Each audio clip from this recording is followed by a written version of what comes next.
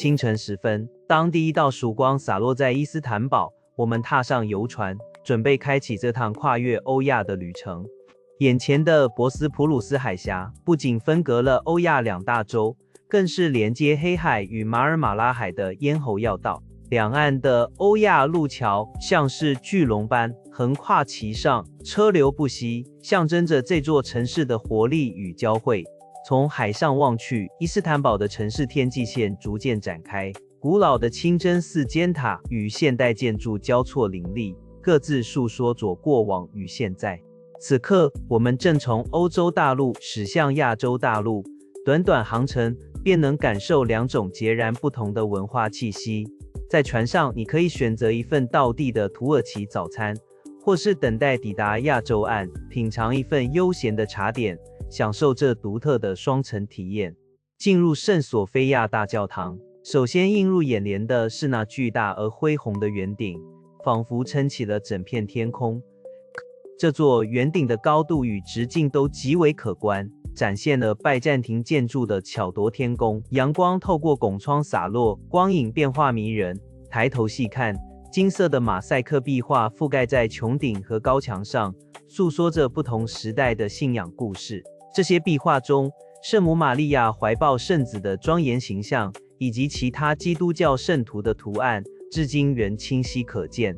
在下方，巨大的阿拉伯文书法圆盘悬挂着，上头是伊斯兰教真主阿拉和先知穆罕默德的名字，象征着这里经历的宗教转换。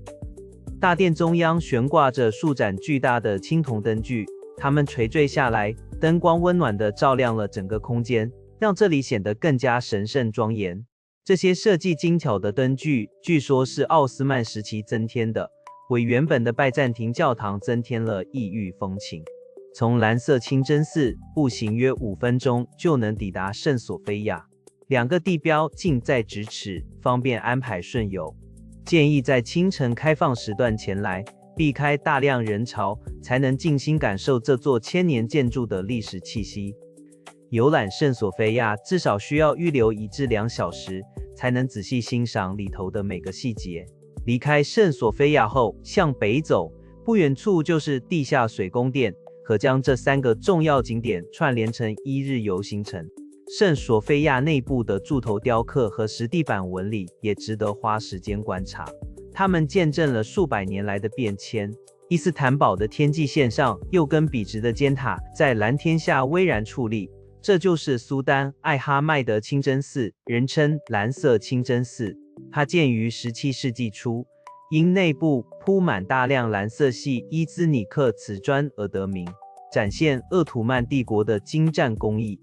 走进清真寺，墙壁上数万片手绘瓷砖编织出繁复的花卉与几何图案，以蓝、绿、白为主色调，光线下闪烁着迷人的光泽。抬头仰望，巨大的中央圆顶与多层次半圆顶结构层层叠叠向上升腾，形成宽阔而优雅的空间感。阳光透过数百扇彩色玻璃窗洒入，照亮了内部装饰，让祈祷大厅弥漫着温暖而神圣的光晕。要前往蓝色清真寺，可搭乘伊斯坦堡的轻轨电车，在苏丹艾哈迈德站下车，步行数分钟即可抵达。建议在清晨开放时段前往，不仅能避开人潮，也能捕捉到清真寺在晨光中最柔和美丽的样貌。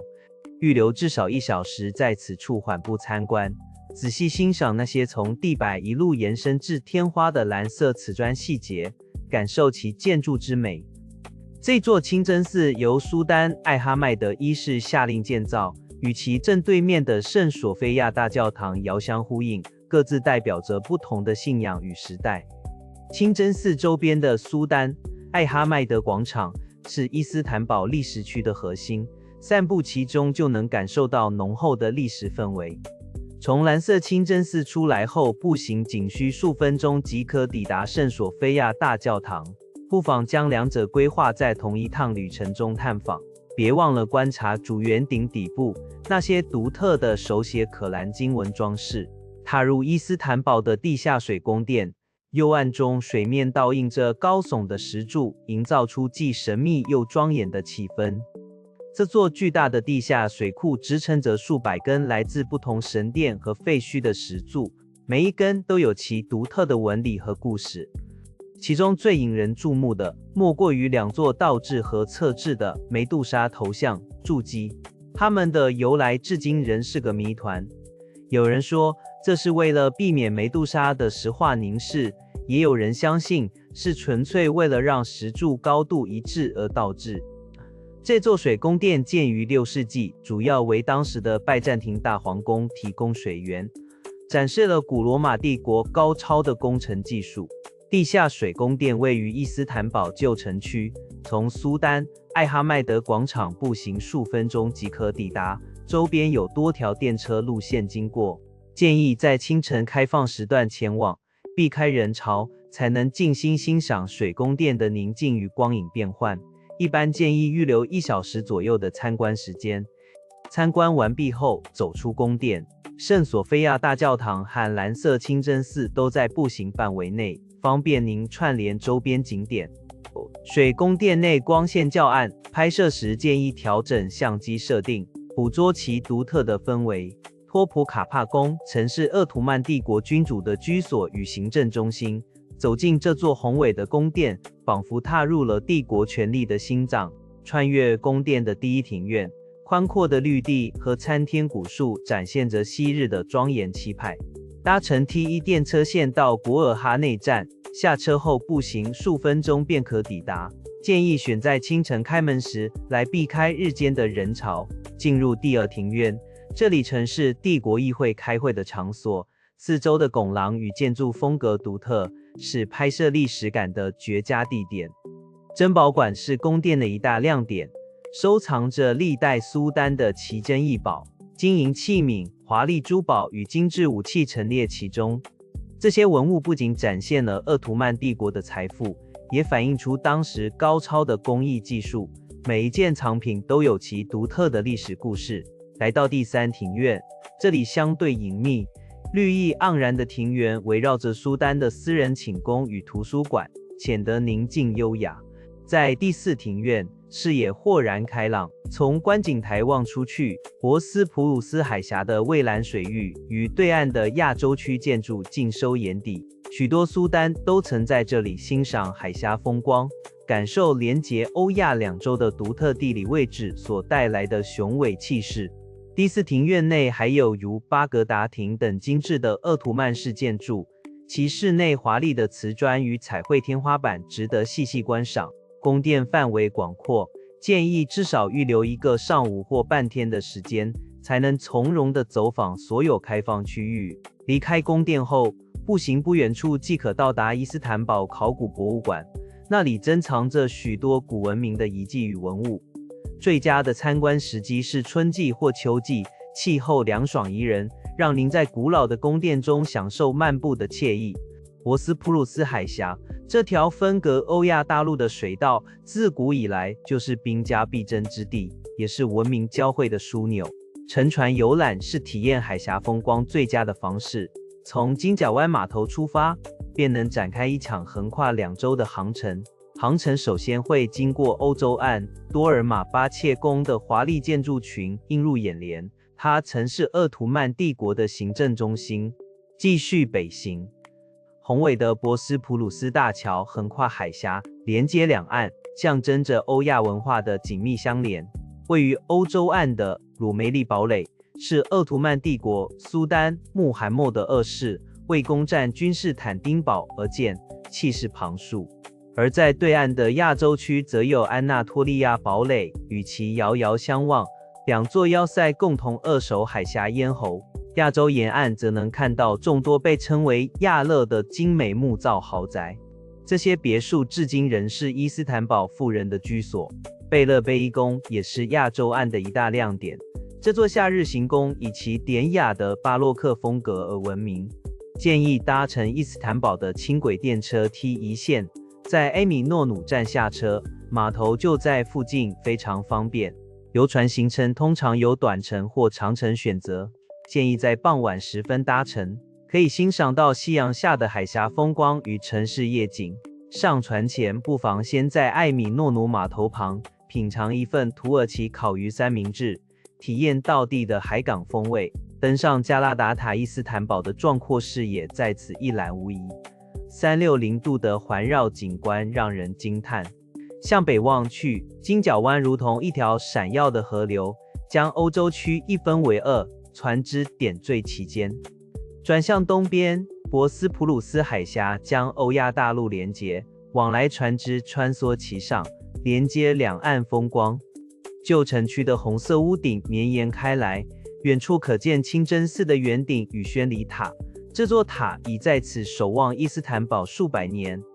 加拉达塔最初由热那亚人建造，在鄂图曼帝国时期也曾作为重要的火禽瞭望塔。前往加拉达塔可以搭乘地铁至士巴西站，出站后步行数分钟即可抵达，或是从卡拉科伊区出发，沿着蜿蜒的街道往上走，一路欣赏加拉达桥下的景色也是不错的选择。建议选在清晨或傍晚时分登塔。清晨人潮较少，傍晚则可欣赏到绝美的日落光景。在塔顶环绕一圈，感受微风轻拂。预计停留约1小时，就能将城市精华尽收眼底。离开加拉达塔后，步行几分钟即可抵达繁华的独立大道，继续探索伊斯坦堡的现代风情。走进伊斯坦堡的大市集，首先映入眼帘的是拱廊下绵延不绝的商店，每一间都闪耀着手工艺品的光芒。市集内各式各样的地毯、彩绘、陶瓷与精致灯具，展示着土耳其匠人的巧手与艺术传承。穿梭在狭窄的通道间，耳边是此起彼落的叫卖声与各国语言的交谈，感受着这座数百年老市集的活力。循着香料的气味，我们来到附近的香料市集，这里的色彩与芬芳更加浓郁，一袋袋鲜艳的香料堆积如山，从藏红花到孜然，每一种都散发着独特的异域芬芳。除了烹饪香料，这里也能找到种类繁多的花草、茶、坚果和蜜饯干果，是采购伴手礼的好地方。在市集一隅，传统土耳其咖啡的香气引人驻足，店家正从研磨新鲜咖啡豆开始。他们将极细的咖啡粉与水放入独特的铜壶伊布里克中，于热沙上缓慢熬煮。待咖啡煮沸后，会待渣一同倒入小巧的无柄杯中，热腾腾地盛上。啜饮一口，浓郁的风味中带着特有的烘焙香，是体验当地慢活步调的象征。逛累了，不妨来一份色彩缤纷的土耳其软糖。摊位上五颜六色的糖果令人目不暇给。这些软糖以淀粉和砂糖为基底，佐以坚果、水果或玫瑰水等不同口味，切成小块再裹上糖粉。品尝时口感 Q 弹软糯，甜而不腻，是搭配土耳其咖啡的绝佳甜点，也很适合当作伴手礼。结束了伊斯坦堡的欧亚双城漫游，让我们来总结这趟旅程，为您的伊斯坦堡之行提供实用攻略。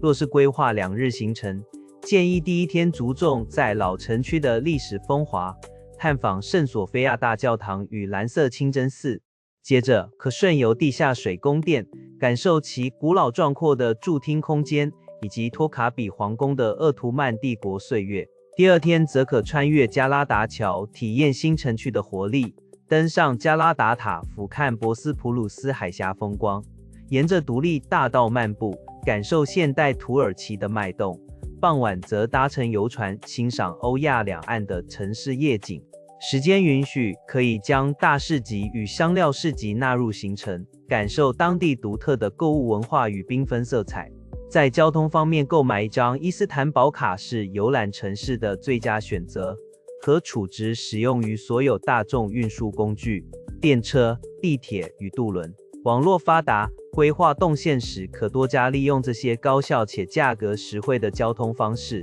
尤其在市中心。电车路线覆盖多个重要景点，是往来主要观光区域的便捷途径。至于住宿，建议选择旧城区的苏丹艾哈迈德区，方便步行前往历史古迹，或者新城区的贝伊奥卢区，享受充满活力的购物、餐饮与夜生活，交通也极为便利。感谢收看，期待与您在下趟旅程再会。